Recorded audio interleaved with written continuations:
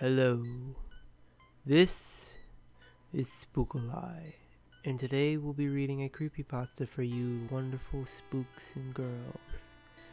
Today's creepypasta, Disabled. If you want to read along, make sure you go check out the description. And if you enjoy this creepypasta, why not leave a like and subscribe? Thank you. Now let's begin. When it comes to Pokemon, my favorite has to be Jigglypuff and Wigglytuff. When I was a little girl, I'd dream of having a puffy Jigglypuff. I even used to have a bunch of Jigglypuff and Wigglytuff plushies. They would surround my pillow, and each night I would cuddle with a different one just to make sure they each got some love. Anytime my Jigglypuff or Wigglytuff used sing, I would hum the little tune with them, thinking it made my chances better for the opposing Pokemon to fall asleep. I was very naive back then, but it was blissful innocence, to be honest. Hell, I even played Jigglypuff in the Brawl games. I didn't care if anyone else didn't like her. I did. So when I got my hands on Pokemon Soul Silver, when it first came out, I of course made it my mini mission to find a Jigglypuff and Wigglytuff. I went through the game, waiting for the Puffs and Tuffs to show up. I'd encountered the occasional trainer with a Puff or Tuff, but I soon found that Jigglypuffs could not only be caught in one set of areas, which I later found to be the game's Safari Zone, and Wigglytuff could not be found in the wild at all. At that point, the Safari Zone was not active for me, so I was stuck waiting a little while longer to catch my beloved Puff. After a week or so of battling and schoolwork, the Safari Zone was finally available. I went there once I had the chance to go and went on a hunt for Jigglypuff. And of course, it was not easy. I ran into maybe 8 the first trip and lost all eight of them. I remember calling my DS Lite a cheater. The next day though, I finally caught my first Jigglypuff. I happily named it June and put her in my party ASAP. It took some time to get her level up to the rest of the team, but well worth it for me. I even kept her sing, since it felt so nostalgic to hear that lovely tune again. Sadly, school got busy for me for a while, so I was forced to put my game on hold. But once I got my free time back, I went right back to work, making sure my Pokemon loved me, especially my June. But I still didn't have my Wigglytuff. I didn't want to lose June, so I thought about getting an already evolved Wigglytuff. Since the Safari Zone had proven to dislike me, so I set a call out to the wireless trading, asking for a Wigglytuff. Any gender and any level. I wasn't picky at the time, but now I wish I had been picky. In exchange for a new Wigglytuff, I put out a wonderfully bred Totodile that had some killer moves, even for a level 6. I waited 4 hours, thinking someone would see the quality right away and send a trade. I waited days, maybe someone just happened to want a Totodile to raise. Nearly 2 weeks had passed and I still had no response. I had already given up and was ready to use a Moonstone on June. I ended up checking one last time to make sure, and I wanted to get my Totodile back somehow. If no one was going to take him, but it didn't send me the main screen for wireless trading. Instead, I got dramatic evolving music, and a Pokeball came flying from the top screen to the bottom. Finally, I got my Wigglytuff. I quickly logged out to see my new friend, a female Wigglytuff, level 26. The name was a bit odd though. Disabled, in all caps. I didn't get why someone would name a Wigglytuff that, but I had seen stranger names for Pokemon. I just wished I could have changed it. But for some reason, you can never change the name of a traded Pokemon. Don't you hate that feeling, folks? Its information was a bit odd, but I was never one for those kind of details, or learning the meaning behind the details. Gloomy nature, and it only knew one move, Sing. I didn't recall ever seeing Gloomy before, but I had seen Timid, so I figured if they can be shy, they could be sad too. Though you would have to wonder what Pokemon would be gloomy, and the fact it only knew Sing did bug me. It would have been nice if the previous trainer had left some more moves on it, but but I had some TMs to try on anyway. Despite the off information, I was eager to try out the Wigglytuff in battle. I checked my character bag and picked the best TMs I was sure would work. I ended up picking Hidden Power, Swagger, and Explosion. I headed over to the nearest patch of grass and walked around aimlessly looking for a fight. The battle music came on and the Pokemon was a Ponyta. I picked Fight and used Sing just to make Wigglytuff's first fight was easy. It failed. Well, I knew Sing didn't always work, so I didn't think of anything of it. Ponyta used Tail Whip. It was cute, but only lowered my defense. My turn again, so I used Hidden Power, just to see if I was the right place for it. I wasn't, since I barely made a nick in the Ponyta's HP. It used Tail Whip again. I figured that the game was using the same trick to lower the level Pokemon used. This time, I tried Sing again. The screen acted as if it used Sing, but there was no sound. Sing was disabled. I just stared at my screen. How was it Sing unusable? Was it a stupid trick? I let Ponyta use its Tail Whip again, but then Wigglytuff shook a bit, like it was suffering from an effect. I thought I saw a sprite change, but then I realized I probably got a glitchy Pokemon. I cussed a bit, pissed that I lost a good Pokemon for a hacked one.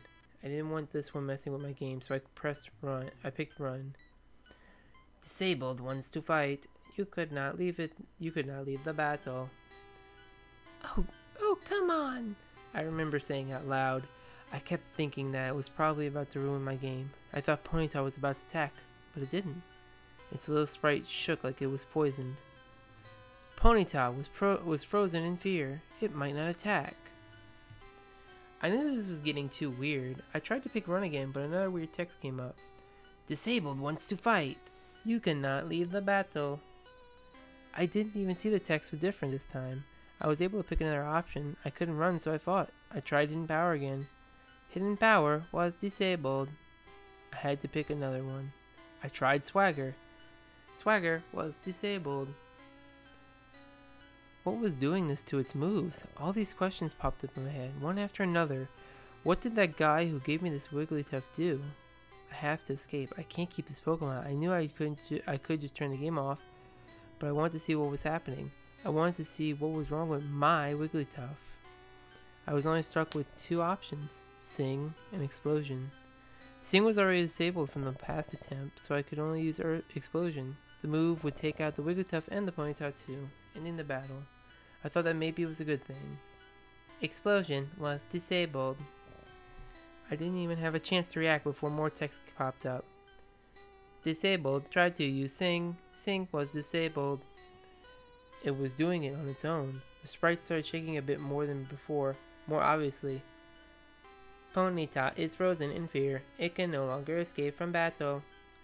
I felt my heart start pounding. Maybe this was what Ponyta was feeling at the time. Disabled tried to use Sing. Sing was disabled. Disabled tried to use Sing. Sing was disabled. Disabled tried to use Sing. Sing was disabled. Disabled tried using Sing. Sing was disabled. Disabled. And so on and so forth. I'm sorry, folks, but let's face it, it's the same thing. Each time the text past Wigglytuff's sprite turned darker and darker. Disabled used Struggle. I watched in horror as the Wigglytuff used Struggle, like it had no other move to use. Most of the time, it didn't even hit the Ponyta, just Wigglytuff, like it was hurting itself. The Ponyta finally fled from the battle, and the sequence ended. I wish I could have gone with it. Since Wigglytuff was first in my party, it was walking along with me on screen. Its colors looked dirty and red and could be seen on it. I turned my character to talk to it. Dot dot dot. It didn't say anything to me. I tried again, but becoming strangely desperate to figure out what was happening to my Wigglytuff, I was so joyed to finally have. Dot dot dot. I just wanted to sing. I wasn't sure who was talking. Maybe it was a voiceover, I thought. I talked to it again. Why? Why? Why can't I sing? Just sing. Sing. Each time I spoke to it, its cry grew softer and softer, like it was a toy breaking. I began to feel bad for Wigglytuff and headed back for the city to heal it. It was the least I could do before I turned my game off. taking it back to the time when I just barely got it before I used it. Sadly, we didn't get far. We encountered another Pokemon battle, another Ponyta. I picked Run, but just like the last time, disabled wants to fight, you cannot escape battle. No one had time to react to what was happening during the fight. Ponyta was too slow for some reason and was stuck in the battle. The option menu did not come up for me. Disabled tried to use Sing. Sing, sing, sing, sing, sing, sing. There was so much text, it moved off the box itself. It was finally glitching out, I thought. Disabled, you struggle. It struggled and struggled and struggled and struggled and struggled and struggled and struggled and struggled and struggled and struggled and struggled and struggled. With each struggle, Wigglytuff took more and more damage. Though this time the wild Ponyta got hit more this time too. The wild Ponyta fled. I thought the fight was over, but the battle screen stayed up. I began mashing the buttons, thinking maybe it was going to talk again and I needed to press A or B. The screen faded, it changed to the evolving screen. I couldn't speak. My heart sank and I felt my eyes water. The once normal Wigglytuff sprite was faded. Its left ear was torn off, and red pixels covered the broken end. Its tired eyes were pitch black, with only red dots to show its pupils. Even its mouth had red coming from it, like blood dripping out. Why can't I sing? Why? Can you sing? Oh. Yes or no? I picked no. I just wanted this to end. You're lying. You can sing. Give me your sing. Yes or no? I hit no about 4 or 5 times. Sing. Sing.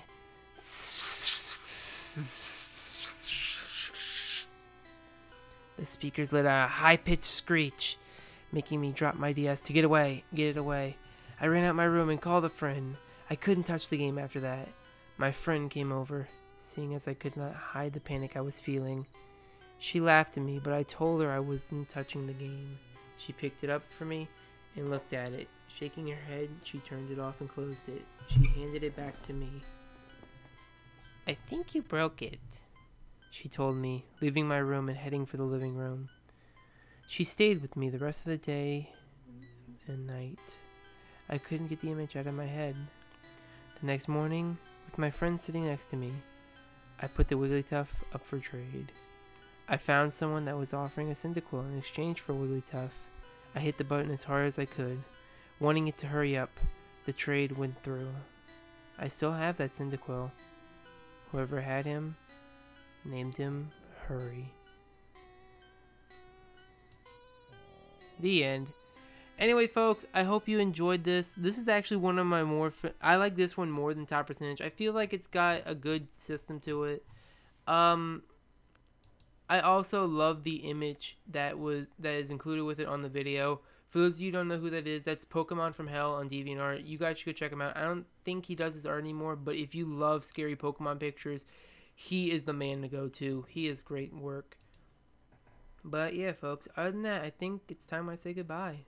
So, folks, remember, always make sure you check your Pokemon from trade, because you never know when that demon might come out.